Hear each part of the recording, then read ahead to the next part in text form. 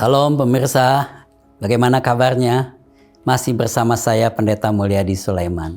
Hari ini kita akan membahas kitab Keluaran dari pasal 22 sampai pasal 24. Berbagai macam hukum dituliskan pada bagian-bagian ini.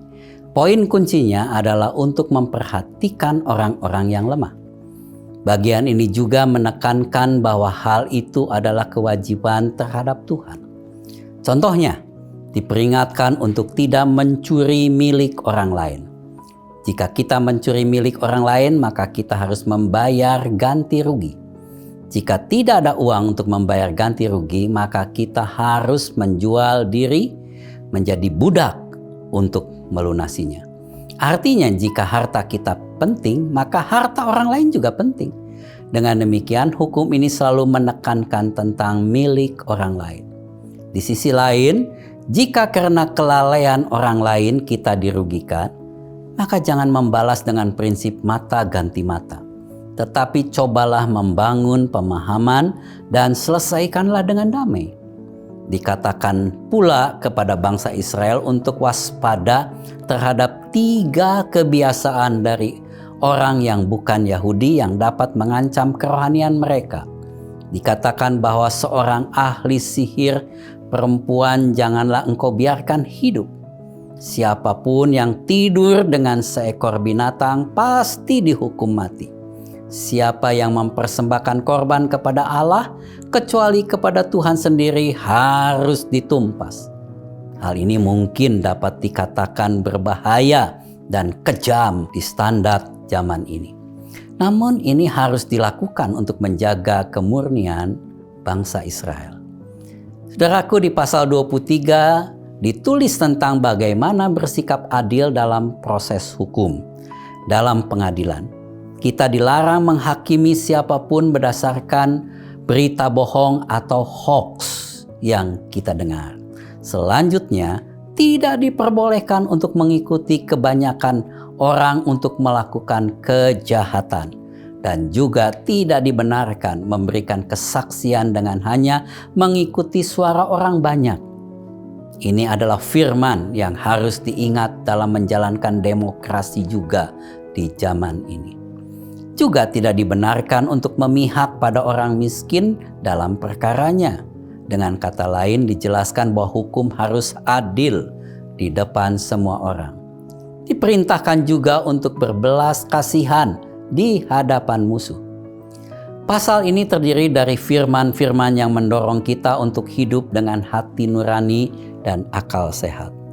Tuhan memerintahkan umatnya untuk saling mempercayai dan mengasihi sambil mengejar belas kasihan, kasih sayang, keseimbangan, dan keadilan. Difirmankan pula tentang 3 hari raya, yaitu hari raya roti tidak beragi, hari raya menuai, dan hari raya di mana para laki-laki harus datang ke hadapan Tuhan. Pasal 24 menceritakan tentang manifestasi Tuhan. Ini adalah kisah di mana Tuhan akhirnya membuat perjanjian dengan perwakilan bangsa Israel. Tuhan diam di atas Gunung Sinai selama 40 hari dan menuliskan hukum bagi bangsa Israel. Nah, sekarang mari kita baca bersama kitab Keluaran pasal 22 sampai 24. Tuhan memberkati.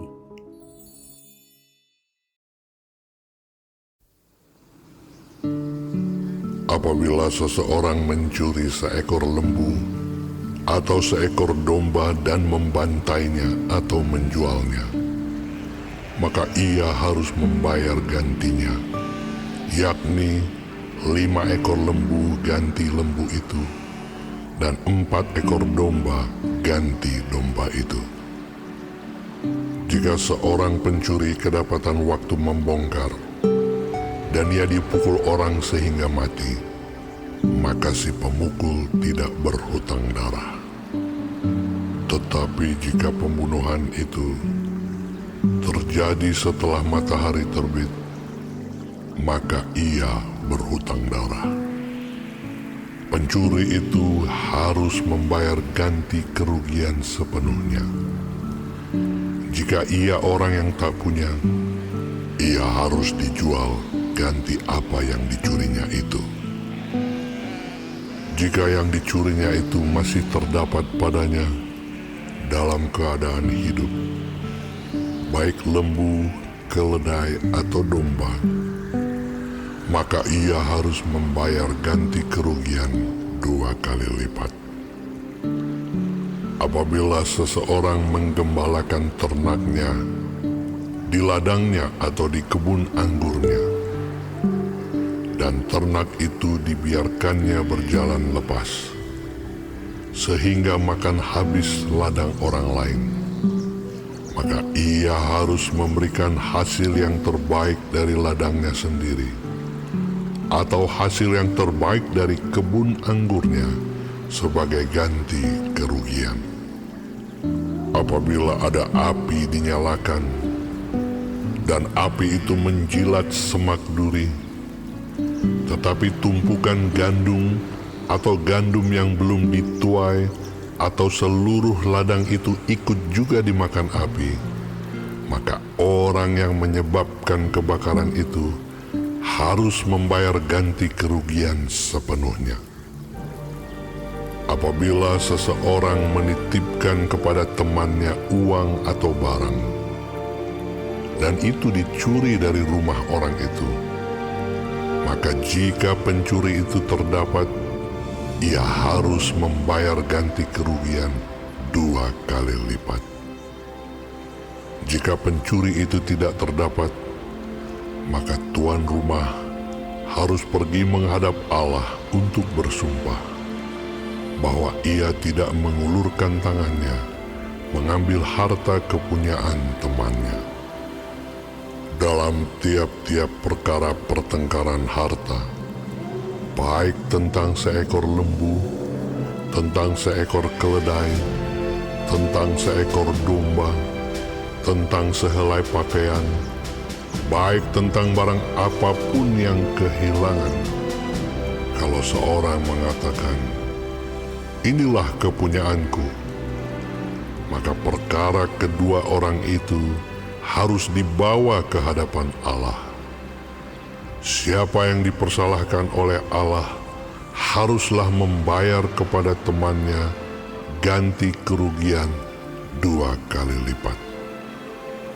Apabila seseorang menitipkan kepada temannya seekor keledai, atau lembu, atau seekor domba, atau binatang apapun, dan binatang itu mati, atau patah kakinya, atau dihala orang dengan kekerasan, dengan tidak ada orang yang melihatnya, maka sumpah di hadapan Tuhan harus menentukan di antara kedua orang itu, apakah ia tidak mengulurkan tangannya mengambil harta kepunyaan temannya, dan pemilik harus menerima sumpah itu, dan yang lain itu tidak usah membayar ganti kerugian. Tetapi jika binatang itu benar-benar dicuri orang daripadanya, maka ia harus membayar ganti kerugian kepada pemilik. Jika binatang itu benar-benar diterkam oleh binatang buas, maka ia harus membawanya sebagai bukti. Tidak usah ia membayar ganti binatang yang diterkam itu. Apabila seseorang meminjam seekor binatang dari temannya, dan binatang itu patah kakinya atau mati, ketika pemiliknya tidak ada di situ, maka ia harus membayar ganti kerugian sepenuhnya. Tetapi jika pemiliknya ada di situ, maka tidak usahlah ia membayar ganti kerugian. Jika binatang itu disewa, maka kerugian itu telah termasuk dalam sewa. Apabila seseorang membujuk seorang anak perawan yang belum bertunangan dan tidur dengan dia, maka haruslah ia mengambilnya menjadi istrinya dengan membayar mas kawin. Jika ayah perempuan itu sungguh-sungguh menolak memberikannya kepadanya, maka ia harus juga membayar perak itu sepenuhnya sebanyak mas kawin anak perawan. Seorang ahli sihir perempuan janganlah engkau biarkan hidup. Siapapun yang tidur dengan seekor binatang, pastilah ia dihukum mati. Siapa yang mempersembahkan korban kepada Allah, kecuali kepada Tuhan sendiri, haruslah ia ditumpas. Janganlah kau tindas atau kau tekan seorang orang asing, sebab kamu pun dahulu adalah orang asing di tanah Mesir. Seseorang janda atau anak yatim, janganlah kamu tindas. Jika engkau memang menindas mereka ini, tentulah aku akan mendengarkan seruan mereka jika mereka berseru-seru kepadaku dengan nyaring. Maka murkaku akan bangkit, dan aku akan membunuh kamu dengan pedang, sehingga istri-istrimu menjadi janda dan anak-anakmu menjadi yatim. Jika engkau meminjamkan uang kepada salah seorang dari umatku, orang yang miskin di antaramu, maka janganlah engkau berlaku sebagai seorang penagih hutang terhadap dia. Janganlah kamu bebankan bunga uang kepadanya.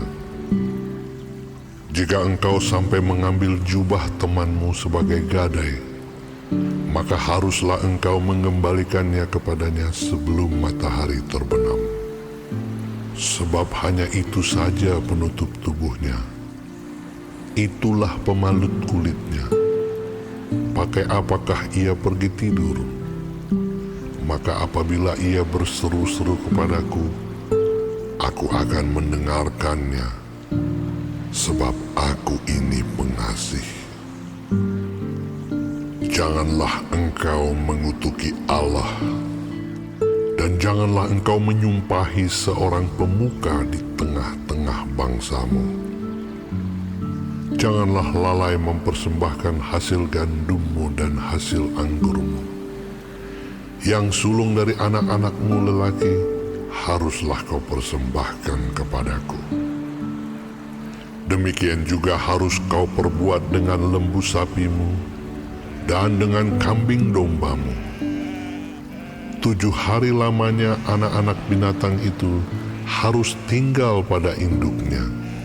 Tetapi pada hari yang ke-8 haruslah kau persembahkan binatang-binatang itu kepadaku. Haruslah kamu menjadi orang-orang kudus bagiku. Daging ternak yang diterkam di padang oleh binatang buas, janganlah kamu makan, tetapi haruslah kamu lemparkan kepada anjing.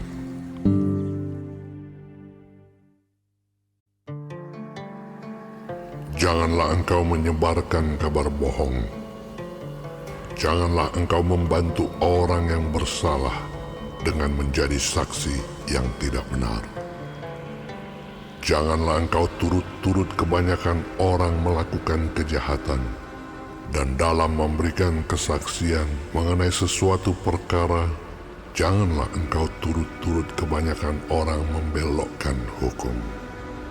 Juga janganlah memihak kepada orang miskin dalam perkaranya. Apabila engkau melihat lembu musuhmu atau keledainya yang sesat, maka segeralah kau kembalikan binatang itu. Apabila engkau melihat rebah keledai musuhmu karena berat bebannya, maka janganlah engkau enggan menolongnya. Haruslah engkau rela menolong dia dengan membongkar muatan keledainya. Janganlah engkau memperkosa hak orang miskin di antaramu dalam perkaranya. Haruslah kau jauhkan dirimu dari perkara dusta. Orang yang tidak bersalah dan orang yang benar tidak boleh kau bunuh. sebab aku tidak akan membenarkan orang yang bersalah. Suap janganlah kau terima, sebab suap membuat buta mata orang-orang yang melihat dan memutarbalikkan perkara orang-orang yang benar. Orang asing janganlah kamu tekan, karena kamu sendiri telah mengenal keadaan jiwa orang asing. Sebab kamu pun dahulu adalah orang asing di tanah Mesir. 6 tahunlah lamanya engkau menabur di tanahmu dan mengumpulkan hasilnya. Tetapi pada tahun ke-7, haruslah engkau membiarkannya dan meninggalkannya begitu saja, supaya orang miskin di antara bangsamu dapat makan. Dan apa yang ditinggalkan mereka haruslah dibiarkan dimakan binatang hutan. Demikian juga kau lakukan dengan kebun anggurmu dan kebun zaitunmu. 6 harilah lamanya engkau melakukan pekerjaanmu. Tetapi pada hari ke-7 haruslah engkau berhenti, supaya lembu dan keledaimu tidak bekerja, dan supaya anak budakmu perempuan dan orang asing melepaskan lelah. Dalam segala hal yang kufirmankan kepadamu, haruslah kamu berawas-awas. Nama Allah lain janganlah kamu panggil, janganlah nama itu kedengaran dari mulutmu. 3 kali setahun haruslah engkau mengadakan perayaan bagiku. Hari raya roti tidak beragi haruslah kau pelihara. 7 hari lamanya engkau harus makan roti yang tidak beragi, seperti yang telah kuperintahkan kepadamu pada waktu yang ditetapkan dalam bulan Abib. Sebab dalam bulan itulah engkau keluar dari Mesir. Tetapi janganlah orang menghadap ke hadiratku dengan tangan hampa. Kau peliharalah juga hari raya menuai, yakni menuai buah bungaran dari hasil usahamu menabur di ladang. Demikian juga hari raya pengumpulan hasil pada akhir tahun, apabila engkau mengumpulkan hasil usahamu dari ladang. 3 kali setahun, semua orangmu yang laki-laki harus menghadap ke hadirat Tuhanmu, Tuhan. Janganlah kau persembahkan darah korban sembelihan yang kepadaku, beserta sesuatu yang beragi. Dan janganlah lemak korban hari rayaku bermalam sampai pagi. Yang terbaik dari buah bungaran hasil tanahmu haruslah kau bawa ke dalam rumah Tuhan Allahmu. Janganlah kau masak anak kambing dalam susu induknya. Sesungguhnya aku mengutus seorang malaikat berjalan di depanmu untuk melindungi engkau di jalan dan untuk membawa engkau ke tempat yang telah kusediakan. Jagalah dirimu di hadapannya dan dengarkanlah perkataannya. Janganlah engkau mendurhaka kepadanya, sebab pelanggaranmu tidak akan diampuninya, sebab namaku ada di dalam dia. Tetapi jika engkau sungguh-sungguh mendengarkan perkataannya dan melakukan segala yang kufirmankan, maka aku akan memusuhi musuhmu dan melawan lawanmu. Sebab malaikatku akan berjalan di depanmu dan membawa engkau kepada orang Amori, orang Het, orang Feris, orang Kanaan, orang Hewi dan orang Yebus, dan aku akan melenyapkan mereka. Janganlah engkau sujud menyembah kepada Allah mereka, atau beribadah kepadanya. Dan janganlah engkau meniru perbuatan mereka, tetapi haruslah engkau memusnahkan sama sekali patung-patung berhala buatan mereka, dan tugu-tugu berhala mereka haruslah kau remukkan sama sekali. Tetapi kamu harus beribadah kepada Tuhan Allahmu. Maka Ia akan memberkati roti makananmu dan air minumanmu. Dan Aku akan menjauhkan penyakit dari tengah-tengahmu. Tidak akan ada di negerimu perempuan yang keguguran atau mandul. Aku akan menggenapkan tahun umurmu. Kengerian terhadap Aku akan kukirimkan mendahului engkau. Aku akan mengacaukan semua orang yang kau datangi, dan Aku akan membuat semua musuhmu lari membelakangi engkau. Lagi Aku akan melepaskan tabuhan mendahului engkau, sehingga binatang-binatang itu menghalau orang Hewi, orang Kanaan, dan orang Het itu dari depanmu.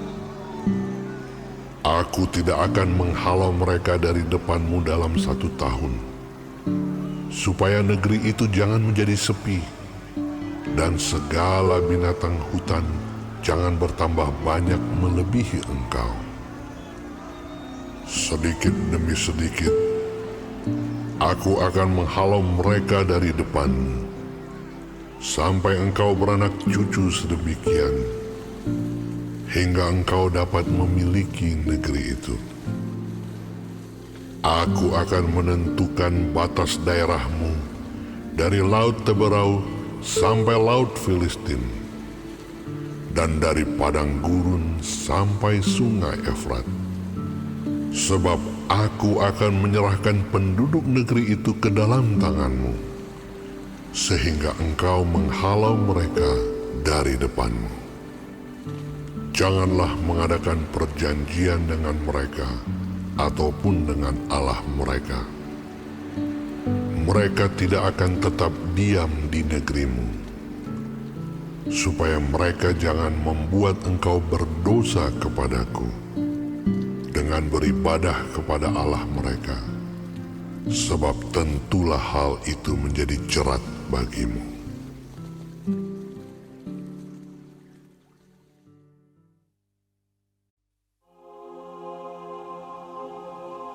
Berfirmanlah Ia kepada Musa, Naiklah menghadap Tuhan, engkau dan Harun, Nadab dan Abihu, dan 70 orang dari para tua-tua Israel, dan sujudlah kamu menyembah dari jauh. Hanya Musa sendirilah yang mendekat kepada Tuhan, tetapi mereka itu tidak boleh mendekat, dan bangsa itu tidak boleh naik bersama-sama dengan dia. Lalu datanglah Musa dan memberitahukan kepada bangsa itu segala firman Tuhan dan segala peraturan itu. Maka seluruh bangsa itu menjawab serentak, segala firman yang telah diucapkan Tuhan itu akan kami lakukan. Lalu Musa menuliskan segala firman Tuhan itu. Keesokan harinya, pagi-pagi, didirikannya mezbah di kaki gunung itu dengan 12 tugu sesuai dengan ke-12 suku Israel. Kemudian disuruhnyalah orang-orang muda dari bangsa Israel, maka mereka mempersembahkan korban bakaran dan menyembelih lembu-lembu jantan sebagai korban keselamatan kepada Tuhan. Sesudah itu, Musa mengambil sebagian dari darah itu, lalu ditaruhnya ke dalam pasu. Sebagian lagi dari darah itu disiramkannya pada mezbah itu. Diambilnyalah kitab perjanjian itu, lalu dibacakannya dengan didengar oleh bangsa itu, dan mereka berkata, segala firman Tuhan akan kami lakukan dan akan kami dengarkan." Kemudian Musa mengambil darah itu dan menyiramkannya pada bangsa itu serta berkata, "Inilah darah perjanjian yang diadakan Tuhan dengan kamu berdasarkan segala firman ini." Dan naiklah Musa dengan Harun, Nadab dan Abihu dan 70 orang dari para tua-tua Israel. Lalu mereka melihat Allah Israel. Kakinya berjejak pada sesuatu yang buatannya seperti lantai dari batu nilam dan yang terangnya seperti langit yang cerah. Tetapi kepada pemuka-pemuka orang Israel itu tidaklah diulurkannya tangannya. Mereka memandang Allah, lalu makan dan minum. Tuhan berfirman kepada Musa, "Naiklah menghadap aku ke atas gunung, dan tinggallah di sana. Maka aku akan memberikan kepadamu loh batu, yakni hukum dan perintah yang telah kutuliskan untuk diajarkan kepada mereka." Lalu bangunlah Musa dengan Yosua, abdinya. Maka naiklah Musa ke atas gunung Allah itu. Tetapi kepada para tua-tua itu ia berkata, "Tinggallah di sini menunggu kami, sampai kami kembali lagi kepadamu. Bukankah Harun dan Hur ada bersama-sama dengan kamu? Siapa yang ada perkaranya, datanglah kepada mereka." Maka Musa mendaki gunung dan awan itu menutupinya. Kemuliaan Tuhan diam di atas gunung Sinai, dan awan itu menutupinya 6 hari lamanya. Pada hari ke-7 dipanggilnyalah Musa dari tengah-tengah awan itu. Tampaknya kemuliaan Tuhan sebagai api yang menghanguskan di puncak gunung itu pada pemandangan orang Israel. Masuklah Musa ke tengah-tengah awan itu dengan mendaki gunung itu. Lalu tinggallah ia di atas gunung itu 40 hari dan 40 malam lamanya.